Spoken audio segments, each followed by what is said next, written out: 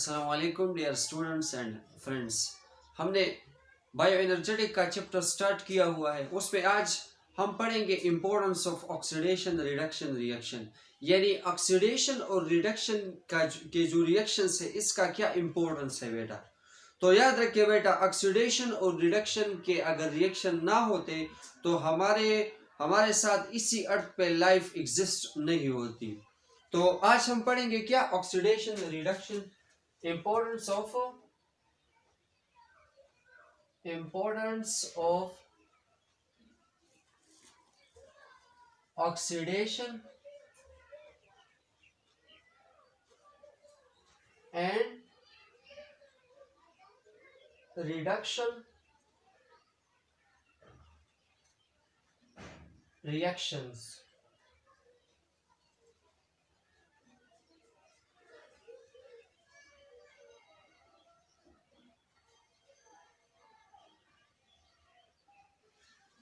अब बेटा इस टॉपिक का मतलब ये है कि हमारे पास जो ऑक्सीडेशन और रिडक्शन की रिएक्शंस है इसका क्या इंपॉर्टेंस है बेटा। तो यहाँ पर कुछ वर्ड्स यूज हुए हैं, ऑक्सीडेशन और रिडक्शन।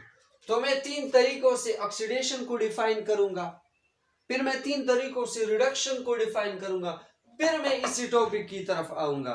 क्योंकि जब तक आप इसी ऑक्सीडेशन और रिडक्शन के बारे में आपका कंसेप्ट क्लियर नहीं होगा उस वक्त तक आपको इसके इंपोर्टेंस के बारे में पता नहीं चलेगा। तो चलो पढ़ते हैं, ऑक्सीडेशन क्या है, रिडक्शन क्या है, पढ़ते हैं।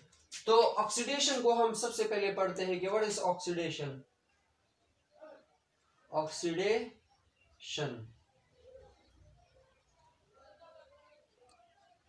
तो मैं इसका पहला डिफिनीशन लिखूंगा, definition number 1। Definition number 1, definition number 1 ये है बेटा कि जब हम किसी सब्सटेंस को ऑक्सीजन देंगे, ऑक्सीजन ऐड करेंगे किसी सब्सटेंस को, मैं डिफिनीशन लिखता हूं, एग्जांपल में आपका कंसेप्ट क्लियर होगा। यानी the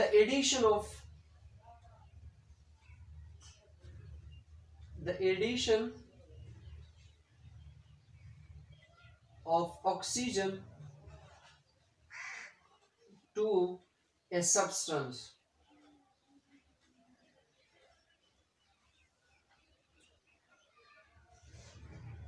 is called oxidation। Example ये है, एग्जाम्पल कि ये लेट सपोज मेरे पास कार्बन है, कार्बन, जब कार्बन हमारे साथ कंबाइन होगा ऑक्सीजन के साथ तो इससे क्या बनेगा बेटा, कार्बन डाइऑक्साइड बनेगा। अब ये हमारे पास एक रिएक्शन है, कार्बन हमारे पास एक सब्सटेंस है, मैंने इसी सब्सटेंस को ऑक्सीजन ऐड किया, इसको मैंने ऑक्सीजन दे दिया, डोनेट किया। तो एडिशन ऑफ ऑक्सीजन को क्या कहते हैं बेटा, ऑक्सीडेशन कहते हैं। ये तो इसका हुआ एक डिफिनीशन। डिफिनीशन नंबर 2 क्या है, डिफिनीशन नंबर 2, डिफिनीशन नंबर 2 ये है बेटा कि the loss of hydrogen is called, the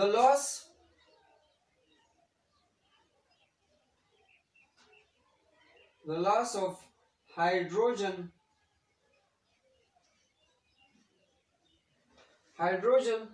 from a substance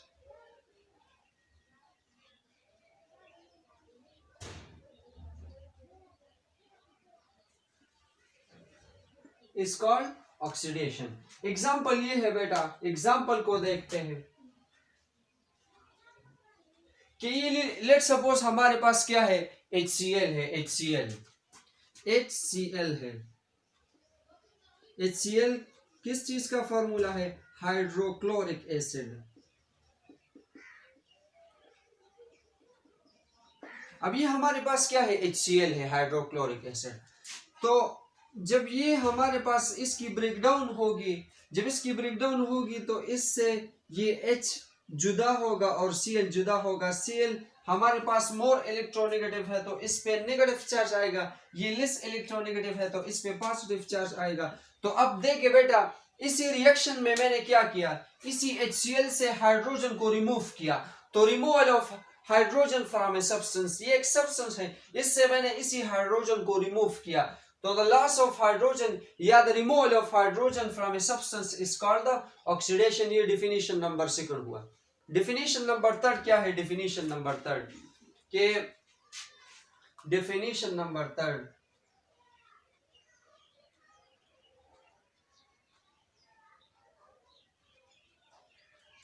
the loss of electron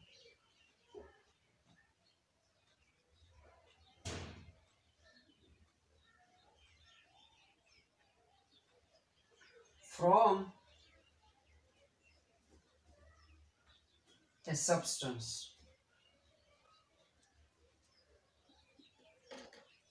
is called oxidation। किस तरह एग्जाम्पल देखते हैं, एग्जाम्पल में देखते हैं बेटा, अब लेट सपोज जी हमारे पास क्या है, Fe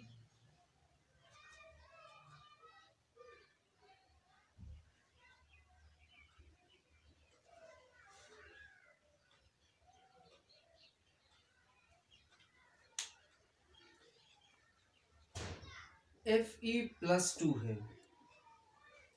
जब इससे एक इलेक्ट्रॉन रिमूव करूंगा मैं, जब इससे मैंने ये एक इलेक्ट्रॉन रिमूव किया तो इस पे आ जाएगा Fe+3 चार्ज आएगा।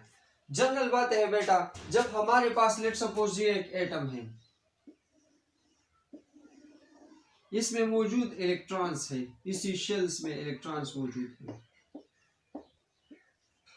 तो याद रखिए बेटा, जब किसी एटम से हमारे पास इलेक्ट्रॉन लॉस होता है, ये लॉस हुआ या रिमूवल ऑफ इलेक्ट्रॉन हुआ ना, रिमूवल ऑफ इलेक्ट्रॉन,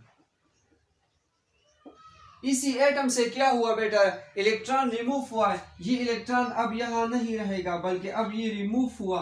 तो जब किसी एटम से हमारे पास इलेक्ट्रॉन लॉस होता है तो उस पे कौन सा चार्ज आता है, उस पे चार्ज आ जाता है पॉजिटिव चार्ज। तो अब यहां पर Fe+2 का क्या मतलब है कि इसी आयरन ने 2 इलेक्ट्रॉन लॉस किए थे, Fe ने 2 इलेक्ट्रॉन लॉस किए थे। जब इसने एक इलेक्ट्रॉन और लॉस किया तो इस पे प्लस चार्ज तो रहेगा क्योंकि इसने इलेक्ट्रॉन लॉस किया, मैंने वहां पर आपको एक्सप्लेन किया। अब यहां पर इन्होंने 2 इलेक्ट्रॉन लॉस किए, जब एक और इलेक्ट्रॉन लॉस किया तो इस पे कौन सा चार्ज आएगा, Fe+3 आएगा। तो अब मैंने क्या किया, लॉस ऑफ इलेक्ट्रॉन किया ना, यानी इससे एक इलेक्ट्रॉन लॉस हुआ या इससे एक इलेक्ट्रॉन रिमूव हुआ। लॉस की जगह आप रिमूवल भी लिख सकते हैं। So the process of removal of electron from a substance, जब आप एक सब्सटेंस से इलेक्ट्रॉन को रिमूव करते हैं तो इसको हम क्या कहते हैं, ऑक्सीडेशन। अब बिल्कुल इसी तरह मैं 3 डिफिनीशन किसके भी लिखूंगा, रिडक्शन के भी लिखूंगा, रिडक्शन। अब रिडक्शन क्या है,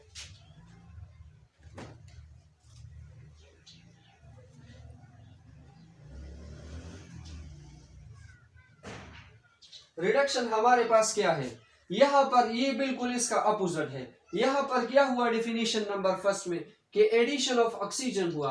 अब यहां पर इसका ये अपोजिट है तो यहां पर इससे ऑक्सीजन रिमूव हुआ, यहां पर ऑक्सीजन ऐड हुआ था, यहां पर ऑक्सीजन इससे रिमूव हुआ। So the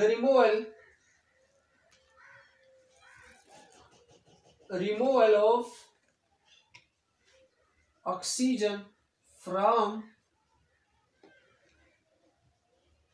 a substance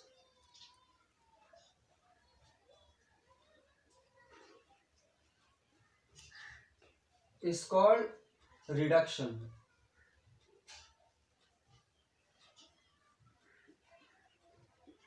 example देखते हैं, एग्जाम्पल, यही एग्जाम्पल मैं उल्टा कर देता हूं। एग्जाम्पल, अब यहां पर ये हमारे पास यहां पर रिएक्टेंट कार्बन और ऑक्सीजन थे, मैं इसी कार्बन डाइऑक्साइड को वहां शिफ्ट करता हूं, इसी कार्बन और ऑक्सीजन को यहां पर शिफ्ट कर देता हूं। किस तरह, अब ये कार्बन इस तरफ है तो मैं उसको यहां पर लिख देता हूं इस तरफ, ये कार्बन डाइऑक्साइड हुए, जब इससे ऑक्सीजन लॉस होंगे, जब इससे मैं ऑक्सीजन रिमूव करूंगा, ये मैंने इससे ऑक्सीजन रिमूव किया तो हमारे पास क्या रहेगा, कार्बन रहेगा। तो अब यहां पर मैंने क्या किया, इसी रिएक्शन में मैंने ऑक्सीजन को रिमूव किया, इसी कार्बन डाइऑक्साइड में मैंने ऑक्सीजन को रिमूव किया।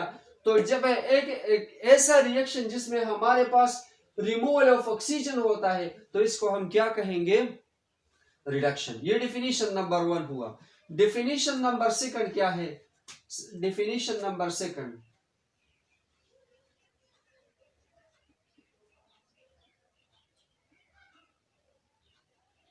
यहां पर क्या था, लॉस ऑफ हाइड्रोजन था। तो अब चूंकि ये इसका अपोजिट है तो यहां पर क्या आएगा, गेन ऑफ हाइड्रोजन। किस तरह मैं आपको एक्सप्लेन करता हूं, gain of hydrogen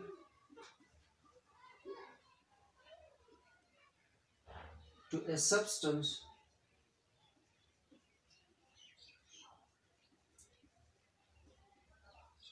is called reduction। किस तरह, अब एग्जाम्पल देखते हैं। एग्जाम्पल, तो एग्जाम्पल में हम यही रिएक्शन लेते हैं तो मैं इसको अपोजिट लिखूंगा। ये हमारे पास H पॉजिटिव आयन है और ये हमारे पास क्या है, Cl नेगेटिव है। तो जब ये दोनों हमारे पास कंबाइन होंगे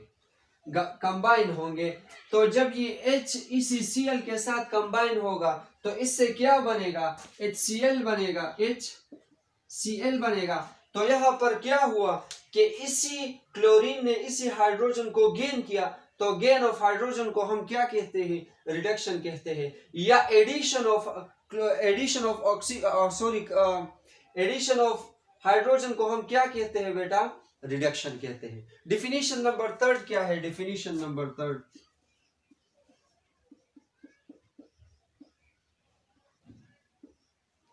डिफिनीशन नंबर 3 ये है कि यहां पर मैंने क्या लिखा कि द लॉस या the removal of electron from a substance. जब हम एक सब्सटेंस से इलेक्ट्रॉन को रिमूव करते हैं तो इसको हम क्या कहते हैं, ऑक्सीडेशन। ये चूंकि इसका अपोजिट है तो मैं यहाँ वहां पर लिख दूंगा कि द एडिशन ऑफ इलेक्ट्रॉन। जब मैं एक सब्सटेंस को इलेक्ट्रॉन ऐड करूंगा, so the addition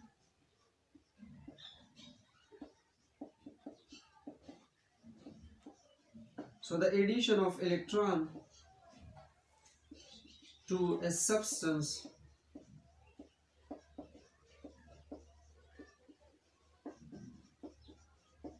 is called reduction। किस तरह, एग्जाम्पल से देखते हैं। अब यही रिएक्शन उठाते हैं, यही रिएक्शन यानी Fe।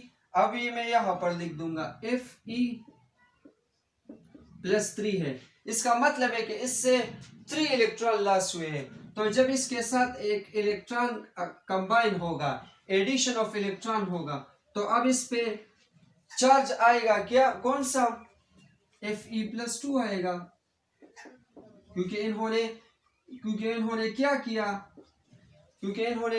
एडिशन ऑफ इलेक्ट्रॉन किया। अब बेटा जब मैंने आपको इससे पहले बताया कि जब भी किसी एटम से इलेक्ट्रॉन लॉस होता है तो उस पे कौन सा चार्ज आता है, पॉजिटिव चार्ज आता है। जब कोई एटम इलेक्ट्रॉन गेन करता है तो इस पे हमारे पास नेगेटिव चार्ज आता है। किस तरह, ये लेट्स सपोज हमारे पास एक एटम है,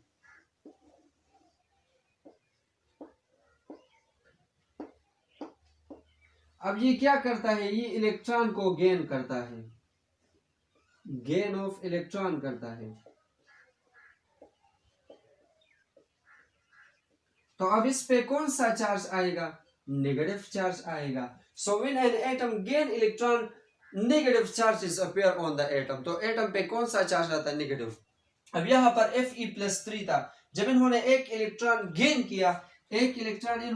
किया तो इस पे अब Fe+2 आएगा, यानी +3 हमारे पास रिड्यूस होगा, किस चीज में, इनटू +2 में रिड्यूस होगा। अब मैं अपने टॉपिक की तरफ बढ़ता हूं।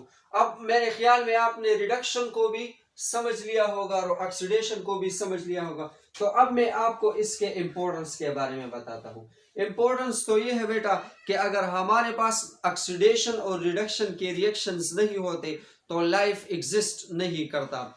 तो ऑक्सीडेशन और रिडक्शन के इम्पोर्टेंस, और एक बात और कि हम इसी ऑक्सीडेशन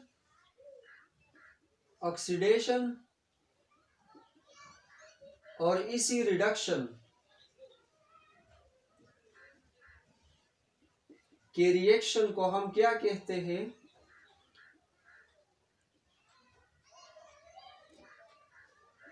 रिडॉक्स रिएक्शन भी हम इसको कहते हैं, रिडॉक्स रिएक्शन भी हम इसको कहते हैं।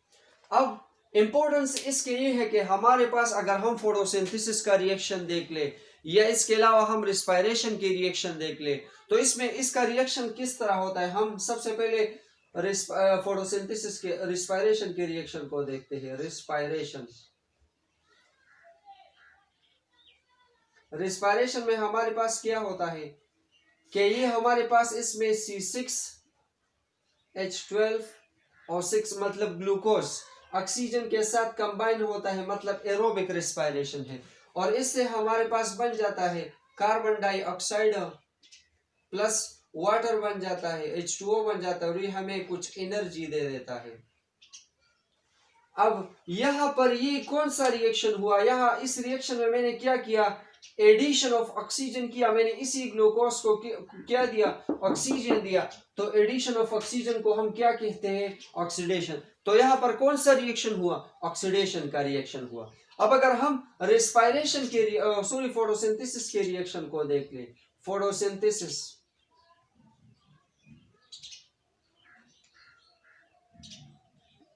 तो फोटोसिंथेसिस का रिएक्शन इसका अपोजिट है, यानी इसी कार्बन डाइऑक्साइड और वाटर को मैं यहां पर लिख दूंगा। कार्बन डाइऑक्साइड और वाटर जब हमारे पास कंबाइन होते हैं तो इससे हमारे पास बन जाता है C6H12 और 6, और प्लस इससे ऑक्सीजन रिलीज होता है, रिमूव होता है। तो इस रिएक्शन में क्या हुआ? ऑक्सीजन रिमूव हुआ। तो द रिमूवल ऑफ ऑक्सीजन को हम क्या कहते हैं? रिमूवल ऑफ ऑक्सीजन को हम क्या कहते हैं? रिडक्शन। तो अब इसी रिस्पायरेशन में भी ऑक्सीडेशन हुआ और इसी फोटोसिंथेसिस में रिडक्शन हुआ। तो मैं कह सकता हूं कि रिस्पायरेशन एंड फोटोसिंथेसिस ये हमारे पास ऑक्सीडेशन रिडक्शन रिएक्शन है। मतलब हमारे पास क्या है? ये रिडक्स रिएक्शन है। तो अब डेफिनेटली अगर ये रिडक्शन और ऑक्सीडेशन ना होता तो हमारे पास रिस्पायरेशन और फोटोसिंथेसिस ना होता। जब रिस्पायरेशन और फोटोसिंथेसिस ना होता तो लाइफ एग्जिस्ट नहीं करता। अब दूसरा बात हमारे पास ये है जनरल कि जब हमारे पास बॉन्ड फॉर्मेशन होती है, बॉन्ड फॉर्मेशन होती है,